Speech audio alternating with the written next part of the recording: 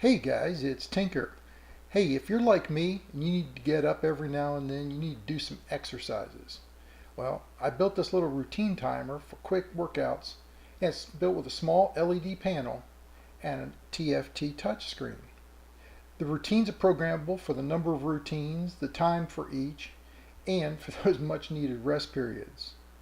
Once it gets started, the blue dot shows the routine number, and while it's counting down in green, that means that it's time to work. When the timer turns red, that means it's that rest period. In the small window on my TFT, it gives me random suggestions for what I can do next. There are 50 different routines programmed into the trainer so that each of my routines can change up from day to day and different periods.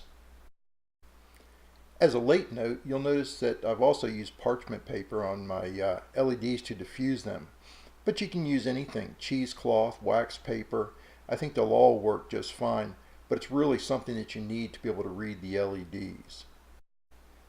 There are going to be some days I just don't feel like doing a full routine or a set of different exercises and just want to get on a treadmill or my bicycle. On those days I use a timer. My timer will go up to an hour to keep track of how long I've been doing my activity, but allows me to just change it up from time to time so I'm not always doing the same type of exercising. Once I'm back out on the home screen again, the last thing I have is that you may have noticed some of those small animations for when a touch is recognized. Those help me see what's happening and what's going on when I'm playing with the TFT. But I also have a place to change those animations so I can change the color. Here I've got a small palette that I put in just with some common colors that allow me to go through and just change the color up for variety. It's quick, it's simple, the hardware wasn't that expensive, and really the only thing that I had to put a lot of time into was just the programming because I'm still working that out. So that's my routine timer, and I hope you like it.